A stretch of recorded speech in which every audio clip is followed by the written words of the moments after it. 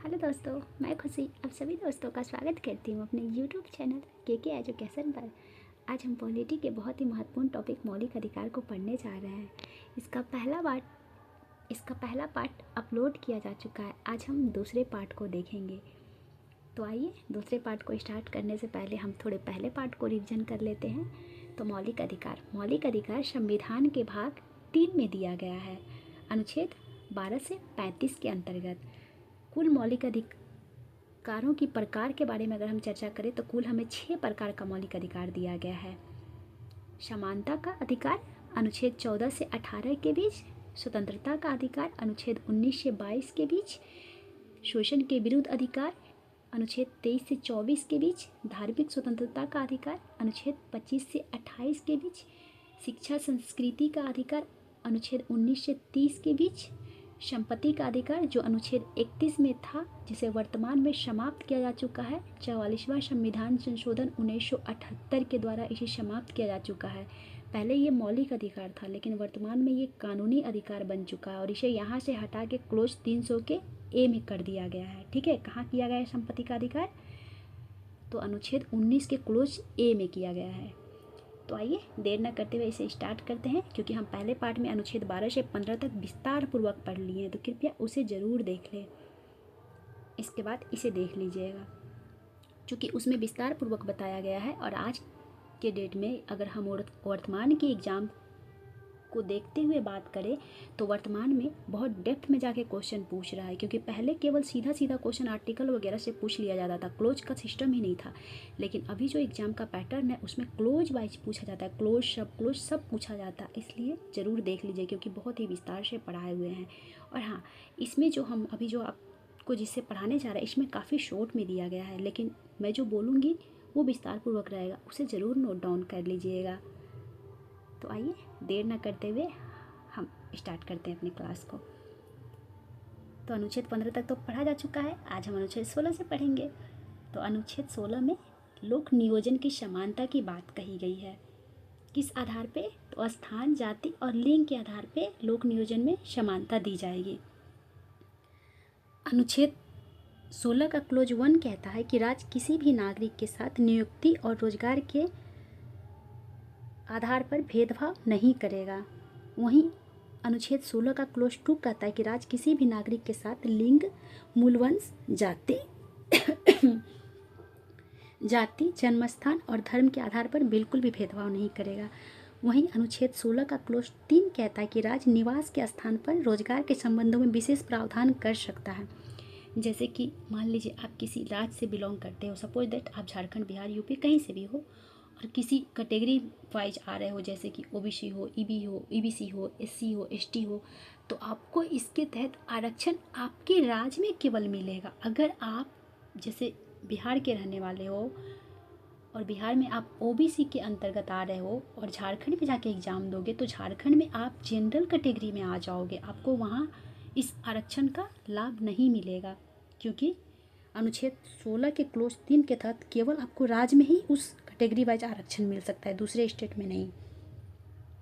अनुच्छेद 16 का क्लोज 4 कहता है कि राज्य पिछड़े वर्ग के लोगों के लिए विशेष प्रावधान कर सकता है, जिसका प्रतिनिधित्व सरकारी नौकरी में पर्याप्त नहीं हो, उसके लिए इसके तहत प्रेफरेंस दिया जा सकता है। अभी तक 2 पिछड़ा आयोग का स्थापना किया जा चुका है। प्रथम पिछड़ा आयोग 1953 में बनाया गया था, जिसने अपनी रिपोर्ट 1955 में सौंपी। दूसरा पिछड़ा वर्ग आयोग 1979 में बनाया गया था, जिसे मंडल आयोग के नाम से भी जाना जाता है, और इसे इम्प्लीमेंट 1990 में किया गया था। ठीक है, वहीं अगर हम 16 के क्लोज 5 की बात करें तो 16 के क्लोज 5 के तहत राज्य किसी भी विशेष धर्म के लोगों को किसी विशेष धर्म की नौकरी के संबंध में वरीयता दे सकता है। जैसे कि मान लीजिए सरकारी मंदिर है तो मंदिर में हिंदुओं की ही नियुक्ति होती है, तो इसके तहत हिंदू को वरीयता दिया जाएगा। अगर मान लीजिए गुरुद्वारा है तो वहाँ पर सिखों की नियुक्ति होगी, मस्जिद है तो वहाँ पर हमारे मुस्लिम भाइयों की नियुक्ति होगी, मौलवी की नियुक्ति होगी, चाहे जो भी हो। अगर सरकारी मंदिर है तो यहाँ हमारे हिंदू भाइयों की नियुक्ति होगी, अगर गुरुद्वारा है तो हमारे सिख भाइयों की नियुक्ति होगी। तो वैसे ही कास्ट वाइज वरीयता दिया जाएगा। किस क्लोज के तहत? तो 16 के क्लोज 5 के तहत। वहीं 16 के क्लोज 6 के तहत 10% EWS के तहत आरक्षण दिया गया है। आर्थिक पिछड़ापन के तहत इसे आरक्षण दिया गया है। इसे कब जोड़ा गया? तो इसे 103वां संविधान संशोधन के द्वारा 2019 में जोड़ा गया था। हालांकि सर्वप्रथम 10% आरक्षण 1991 में ही दिया गया था। उस समय नरसिम्हा राव की सरकार थी, लेकिन इसे फिर रद्द घोषित कर दिया गया था। उस समय भी 10% ही आरक्षण दिया गया था। उस समय भी रीजन EWS का आर्थिक पिछड़ापन ही था। वहीं अनुच्छेद अगर हम 17 की बात करें तो अनुच्छेद 17 अस्पृश्यता से संबंधित है। अस्पृश्यता का अंत का बात करता है। अगर हम 18 की बात करें अनुच्छेद, तो अनुच्छेद 18 उपाधियों के अंत संबंधी कानून बनाता, मतलब कानून नहीं, अनुच्छेद 18 उपाधियों का अंत संबंधी बात करता है, मतलब उपाधियों का अंत किया जा चुका है। इस अनुच्छेद के तहत, तो अनुच्छेद 18 के तहत जैसे कि पहले उपाधि मिलता था महाराजा, सर, नाइटहुड, राय बहादुर आदि का उपाधि मिलता था ना, लेकिन आज के डेट में आप किसी का नाम सुने हैं कि वो महाराजा फलना कुछ भी हो, चाहे वो राय बहादुर है, उसके नाम के आगे जो टाइटल लगते थे पहले राय बहादुर, राय, नाइटहुड, अंग्रेज के टाइम ये उपाधि मिलते थे। आज के डेट में अगर किसी को मिलता भी है तो वो अपने नाम के आगे ये सरनेम नहीं लगा सकता है, ठीक है। तो ये उपाधियों का अंत किया जा चुका है। अगर हम वहीं क्लोज 2 की बात करें, 18 के क्लोज 2 की बात करें, तो 18 का क्लोज 2 कहता है कि कोई भी भारतीय नागरिक अगर विदेश से भी वो उपाधि ग्रहण करता है तो उपाधि ग्रहण करने से पहले उसे राष्ट्रपति की अनुमति अनिवार्य रूप से लेनी ही होगी। वहीं अनुच्छेद 18 का क्लोज 3 कहता है कि कोई विदेशी नागरिक हो जो राज्य में, हमारे भारत में कार्यरत है, तो उसे भी विदेश से उपाधि ग्रहण करने की इजाज़त नहीं है। अगर वो विदेश से ग्रहण उपाधि करता है तो उसे उससे पहले राष्ट्रपति से अनुमति लेना अनिवार्य है। अगर राज्य के अधीन कोई लाभ के पद पर है, जैसे कि मान लीजिए अटर्नी जनरल है, इसी तरह का कोई लाभ के पद पर है, तो वो भी विदेश से उपाधि ग्रहण नहीं कर सकता है। अगर उसे भी विदेश से उपाधि, भेंट, किसी प्रकार का गिफ्ट ग्रहण करना है तो उसे पहले राष्ट्रपति से अनुमति लेना होगा, तभी ही वो किसी प्रकार का उपाधि, गिफ्ट को ग्रहण कर सकता है, अन्यथा नहीं कर सकता है। आइए बहुत ही इम्पोर्टेंट आर्टिकल की डिस्कस अब हम करेंगे, जो आर्टिकल है 19। हालांकि इसमें तो बहुत शॉर्ट दिया गया है, लेकिन हम इसे विस्तारपूर्वक देखेंगे। अनुच्छेद 19 जो हमारी स्वतंत्रता संबंधित है। कुल कितने प्रकार का अधिकार दिया गया इसके तहत? तो हमें मूल संविधान के द्वारा तो 7 प्रकार का दिया गया था, लेकिन वर्तमान में 6 ही है, क्योंकि इसका जो एक अधिकार है संपत्ति का अधिकार, इसे अब समाप्त किया जा चुका है। किस अनुच्छेद के तहत, किस संशोधन के द्वारा? तो 44वां संविधान संशोधन 1978 के द्वारा संपत्ति के अधिकार को समाप्त करके मौलिक अधिकार के राइट से हटा के अब इसे कानूनी अधिकार के तहत रख दिया गया है। किस अनुच्छेद में? तो अनुच्छेद 300 के क के तहत, क बोले तो ए के तहत रख दिया गया है। संपत्ति का अधिकार अब किस अनुच्छेद में है? तो अनुच्छेद 300 का क्लोज ए में, ठीक है। तो आइए एक करके डिस्कस करते हैं हम। अनुच्छेद 19 का क्लोज ए कहता है अभिव्यक्ति की आज़ादी। अभिव्यक्ति की आज़ादी का तात्पर्य है कि आपको बोलने का अधिकार मिला है, मौन रहने का अधिकार मिला है, पुतला फूंकने का अधिकार मिला है, झंडा फहराने का अधिकार मिला है, इलेक्शन के टाइम आपको नोटा का प्रयोग करने का अधिकार मिला है। किस आर्टिकल के तहत? तो अनुच्छेद 19 के क्लोज ए के तहत आपको इन सब चीज़ों का अधिकार मिला है। अभी आप देखे होंगे कि लोकसभा का जब इलेक्शन हुआ था तो सर्वाधिक नोटा का प्रयोग मध्य प्रदेश के इंदौर में हुआ था। शायद 2.18 लाख के समथिंग नोटा का प्रयोग हुआ था। तो लोग अपने नोटा का प्रयोग किए। किस आर्टिकल के तहत? अनुच्छेद 19 का क्लोज ए के तहत नोटा का प्रयोग किए थे। RTI जिसे सूचना का अधिकार कहा जाता है, इसका प्रयोग भी हम लोग अनुच्छेद 19 के क्लोज ए के तहत इसका प्रयोग करते हैं, क्योंकि हमें RTI का अधिकार भी क्लोज 19 के ए के तहत मिला है। वहीं अगर हम पहले इसका थोड़ा डिटेल हम लोग देख लेते हैं। जैसे कि हमें स्वतंत्रता का अधिकार 19 के तहत मिला है, तो 19 को 2 पार्टों में बांट के हम दे सकते हैं। जैसे कि एक तरफ स्वतंत्रता का अधिकार है, दूसरी तरफ निर्बंधन है, कि मतलब कुछ ऐसी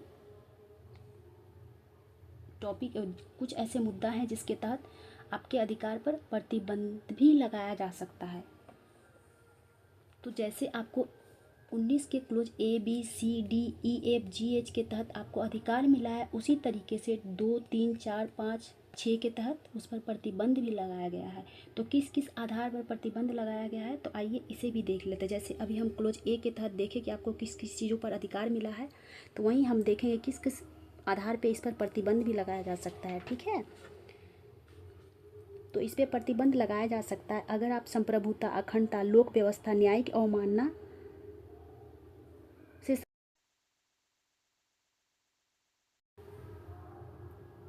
तो आप पर प्रतिबंध लगाया जा सकता है। ठीक है, एक मिनट।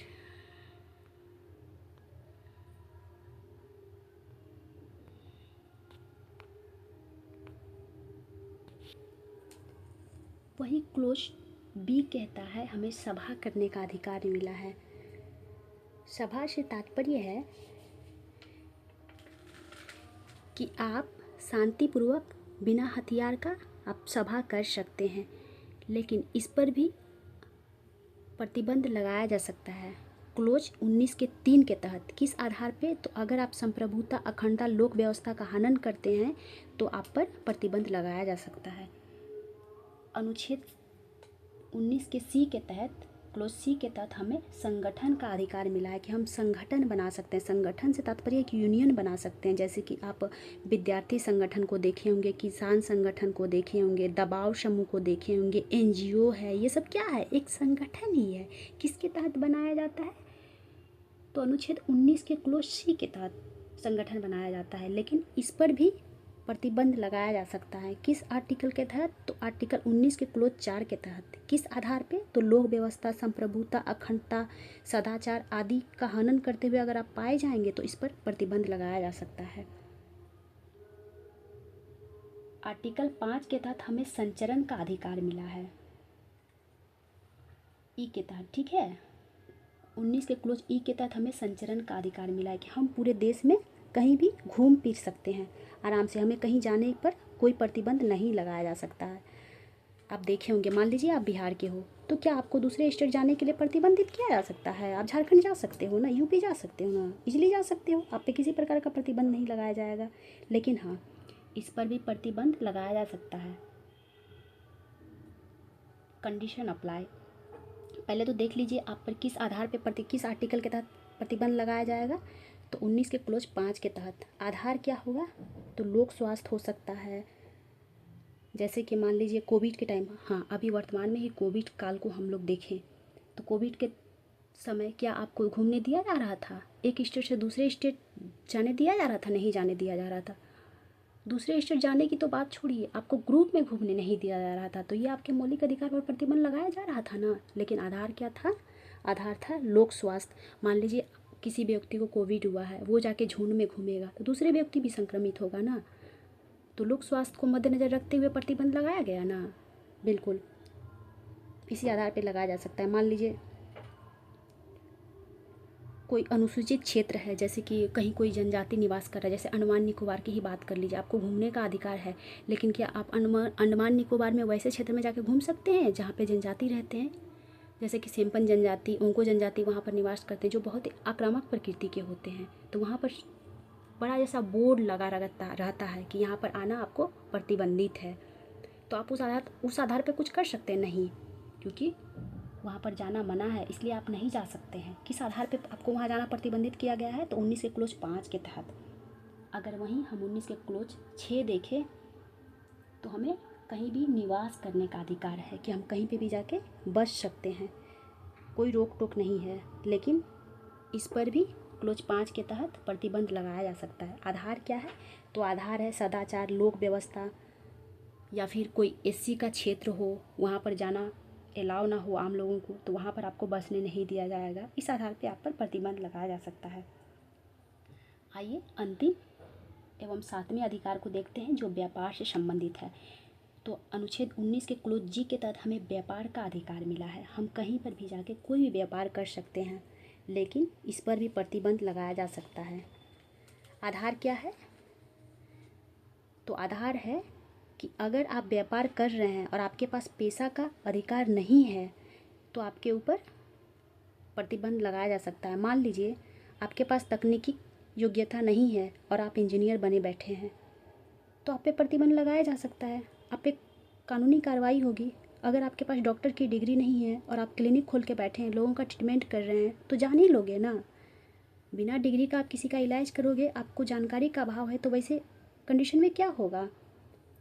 मान लीजिए आप वकील हो, आपके पास वकील की डिग्री नहीं है, तो आप ये पेशा नहीं कर सकते हो। इस आधार पर प्रतिबंध लगाया जा सकता है। वेश्यावृत्ति भी एक प्रकार का व्यापार ही है, लेकिन क्या आप ऐसे जगह पे कर सकते हो जहाँ पे लोग निवास करते हैं, एक सोसाइटी है, वहाँ पर कर सकता है? नहीं, उसका एक अपना एरिया बना है, उस एरिया में वो कर सकता है, एक लिमिट एरिया है उन लोगों का, वो कहीं पर भी जाके नहीं कर सकता ये सब चीज़ों को। तो इसके तहत भी प्रतिबंध लगाया गया है। तो किस आर्टिकल के तहत लगाया गया है? तो 19 के क्लोज 6 के तहत इन पर प्रतिबंध लगाया गया है। और अनुच्छेद 19 को संविधान का रीढ़ की संज्ञा दिया गया है। तो संविधान का रीढ़ किस अनुच्छेद को कहा जाता है? तो अनुच्छेद 19 को संविधान का रीढ़ कहा जाता है। ठीक है, अब हम अनुच्छेद 20 को देखते हैं। अनुच्छेद 20 क्या कहता है? ये दो सिद्धि में संरक्षण से संबंधित है। अनुच्छेद 20 के तहत 3 क्लोज है। अनुच्छेद 20 का क्लोज 1 कहता है कि किसी भी अपराधी को अपराध के समय के कानून के अनुसार ही सज़ा दिया जाएगा। जैसे मान लीजिए आप कोई क्राइम, मान लीजिए अगर हम कोई क्राइम किए 2018 में, तो 2018 में उस क्राइम का सज़ा था 3 मंथ का, ठीक है। लेकिन अभी 2025 है और 2025 में उसी क्राइम का अर्थात उसी अपराध का सज़ा हो गया है 6 मंथ का। तो क्या हमें 6 मंथ का सज़ा मिलेगा? नहीं, हमें 6 मंथ का सज़ा नहीं मिलेगा, क्योंकि जब हम उस अपराध को किए थे उस टाइम उस अपराध के लिए 3 मंथ का ही सज़ा था। तो हमें 3 मंथ का ही सज़ा मिलेगा, न कि 6 मंथ का मिलेगा। तो ये कौन सी अनुच्छेद कहती है? तो अनुच्छेद 20 का क्लोज 1 कहता है किसी भी अपराधी को अपराध के समय के कानून के अनुसार ही सज़ा मिलेगा, इसके बाद वाले कानून के हिसाब से नहीं। अनुच्छेद 20 का क्लोज 2 कहता है कि एक अपराध के लिए एक ही बार सज़ा मिलेगा, दूसरी बार उसी अपराध के लिए सज़ा नहीं मिलेगा। मान लीजिए किसी ने किसी का मर्डर किया, ठीक है, तो उसको उसकी मर्डर के लिए उसे 20 साल का सज़ा मिल गया, तो वो 20 साल का सज़ा काट के चला आया। फिर अगर वो व्यक्ति ज़िंदा ही रहा और फिर दूसरी बार वो व्यक्ति केस किया, चाहे किसी तरीके से फिर उसके मर्डर केस में फंसा दिया गया उसे, तो क्या फिर उसे 20 साल की सज़ा मिलेगी? नहीं मिलेगी, क्योंकि उसी व्यक्ति की मृत्यु के अपराध में उसे 20 साल की सज़ा मिल चुकी है। तो ये क्लोज यही कहना चाह रहा है कि एक व्यक्ति को एक अपराध के लिए एक ही बार सज़ा मिलेगा। ये सवाल को बहुत लोग समझ नहीं पाते। बहुत लोग सोचते हैं कि हम एक आदमी को मारेंगे तो हमको 20 साल का सज़ा मिलेगा, हम 20 आदमी को मारेंगे तो हमको 20 साल का सज़ा मिलेगा। ऐसा नहीं है।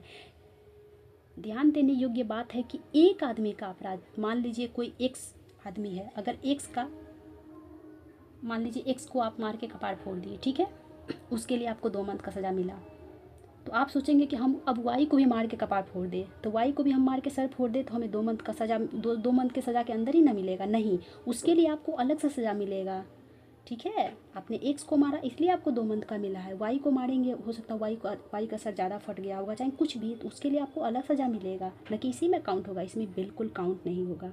ठीक है, वहीं 20 का क्लोज 3 कहता है कि खुद के विरुद्ध गवाह देने के लिए आपको मजबूर नहीं किया जाएगा। जैसे कि आप फिल्मों वगैरह में देखते होंगे कि पुलिस बहुत ज़्यादा ही प्रताड़ित करता है, इतना प्रताड़ित करता है कि जो अपराधी है वो अपराध नहीं भी किया है तो बेचारा कष्ट के मारे वो अपने झूठ अपराध को एक्सेप्ट करता है कि हाँ मैंने ही उसका हत्या किया है, जबकि ऐसा नहीं है।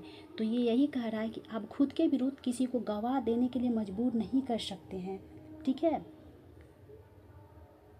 वहीं अनुच्छेद 21 क्या कहता है? तो अनुच्छेद 21 कहता है प्राण एवं दैहिक स्वतंत्रता। ठीक है, हम बहुत थक गए हैं, इस अनुच्छेद को हम दूसरे वीडियो में अपलोड करेंगे, क्योंकि आज हमको 3 टाइम वीडियो बनाना पड़ गया था। एक्चुअली डिस्टर्बेंस हो जा रही थी ना, तो बीच बीच में मुझे कट करना पड़ा। तो बाकी का आर्टिकल हम अगले वीडियो में देखेंगे। Thank you so much, I hope so आप लोगों को समझ में आया होगा।